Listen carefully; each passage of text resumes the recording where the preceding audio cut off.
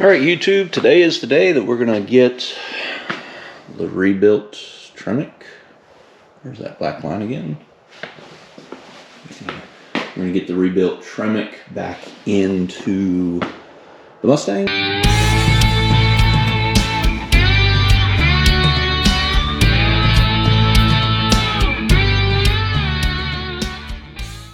It is December 4th of 2021 and Georgia, Alabama play at 4 o'clock. So I'm not too sure how much I'm going to get done this afternoon on this, but it should be a good day. First thing we're going to do is get it up in the air, and we'll get the shifter opened up on the top side, drain the fluid, and then start taking everything apart.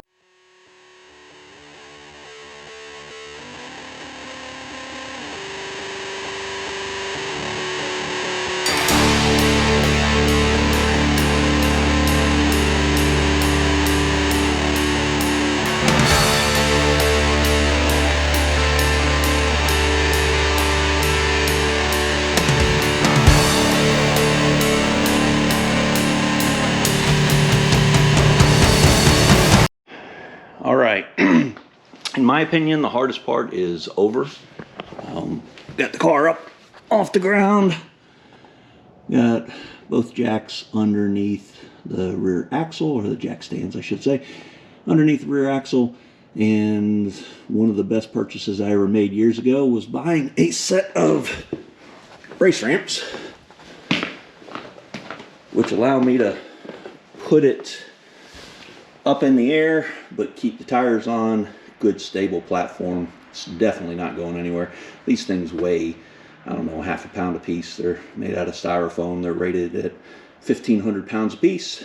So I've got plenty of strength for this job, but it also keeps from having jack stands in the middle while you're working on it. It's going to make this a whole lot easier. This is not the first transmission I've put in this car, so trust me, not having jack stands in the way is definitely a game changer. You did notice that I did this in stages. One, the car is lowered, so I have to move one corner up a little bit, go to the other corner, because if I continue going, I don't leave myself enough room for the jack to slide under. And then I have to go to the back of the car and lift the back of the car once I get the front off the ground a little bit, or I can't get the jack underneath the gas tank. So, car is in the air.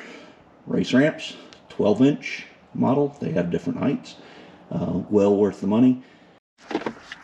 Alright, now that we have it up in the air, first thing we need to do is disconnect the shifter up top. It's not difficult at all. We can run through this pretty quickly. Obviously, ball comes off. Right. This plastic piece does come off rather simple. Try to pull it straight, because if you don't pull it straight, you take a chance of breaking those plastic clips, especially since it's cold out here. It's probably a little bit on the brittle side.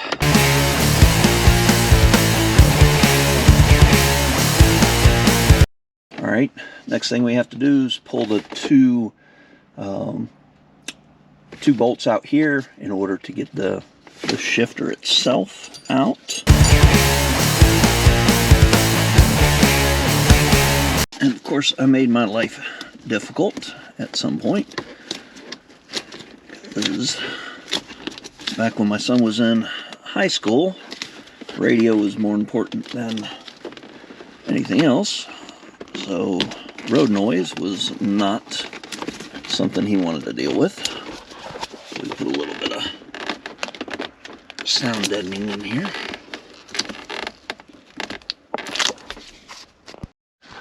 Alright, now that all that sound deadening is out of the way, first thing we're going to do is pull this boot off. There are 4 8mm bolts, and this comes out. Alright, now that that boot is out of the way, next thing we're going to do is we're going to pull these 4 bolts at the top of the shifter and remove that orange gasket that you can see underneath, and that will expose the entire top end. All right, one thing to take note of when you pull the shifter, there's fluid on the back side of this. There is a chance that it will be wet and maybe will drip on your interior. So just make sure that you don't drip anything. Now, one thing to pay attention to is on the bottom side of your shifter is this plastic cup. If you get in a car and it's real sloppy or it doesn't want to shift or you have to make large movements in order to get it to engage, there's a good chance that this plastic cup is either missing or broken. I've seen that twice in my life. So just make sure that when you put your shifter back on, you make sure that that little plastic cup is where it's supposed to be. All right, finally under the car. First thing, drain the transmission fluid. Take it from experience, because I have thought numerous times that I could go ahead and do this without draining it and not make a mess, and I am unsuccessful every time. Take a few minutes, drain the fluid. It'll make your life a lot easier.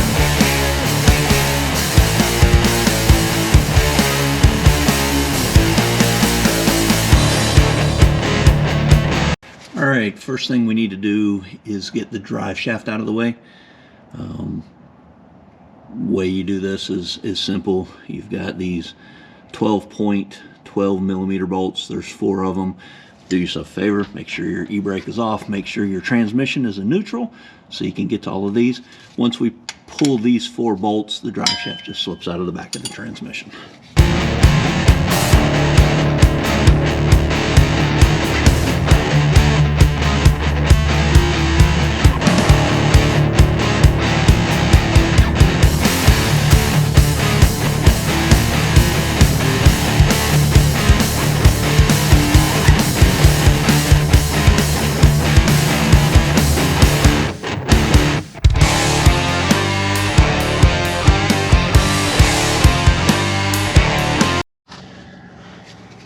Definitely the rear end is on the list. I think what we'll do is we'll probably end up putting a 373 in here, but that'll be after the transmission and probably after we do some suspension work. All right, next step is to get the front part of the exhaust and the catalytic converters out of the way.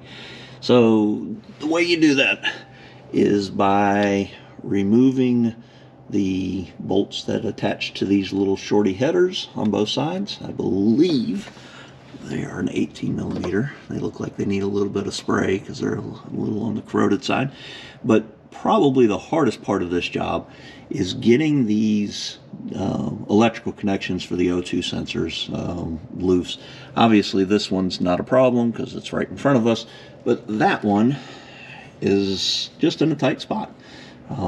I have had to go ahead and take out the O2 sensor first and then just kind of leave it hanging in order to be able to gain access to that bolt. I may end up doing that again, but that particular connection is just tight. As you can see, the ones on the other side are not nearly as bad to get to. And those bolts are not nearly as bad. So once we disconnect the front 4 bolts for this, we will come back here and we will disconnect at the union between the rear exhaust and this H-pipe.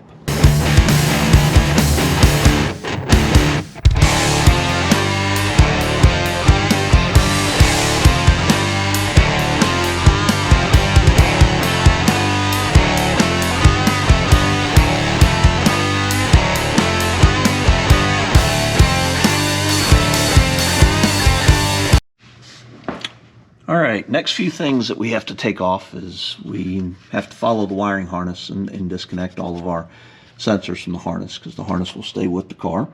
We will take the rear transmission support out. We have to disconnect the starter and pull the starter, which is just up front. Have to take apart the clutch cable off of the fork. I'll show you that. That is nice and simple.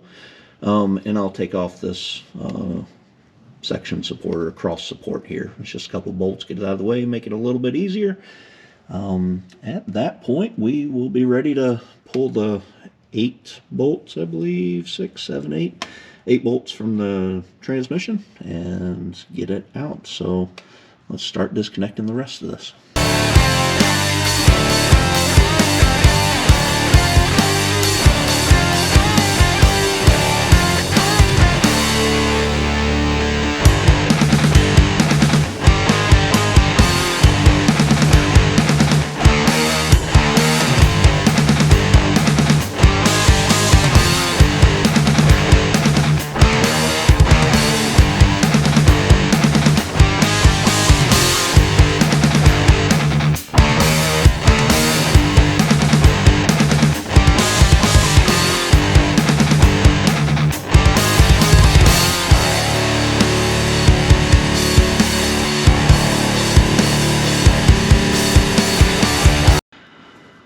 See if I can explain a little bit here.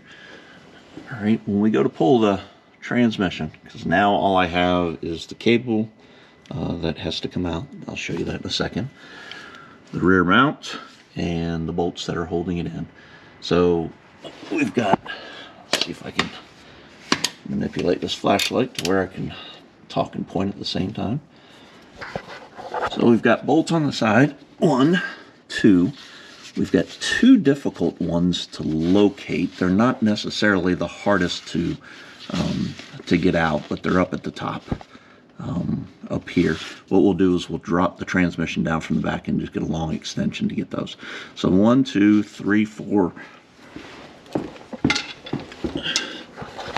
We've got 1 here, 1 here, and then the same thing on this side. Manipulate around. We've got 3 bolts going up on this side. Move your pry bar out of the way enough. There is a, once you get it to collapse far enough, I'm trying to do this left-handed, which is impossible for me, trust me. You can slide that cable up, and there is a way of getting that cable out through this hole. And then we'll just take this piece off. I've got it safety wired in there because it had broken before. It did have an E-clip in it. So let me take this off and then we can pull the cable all the way out.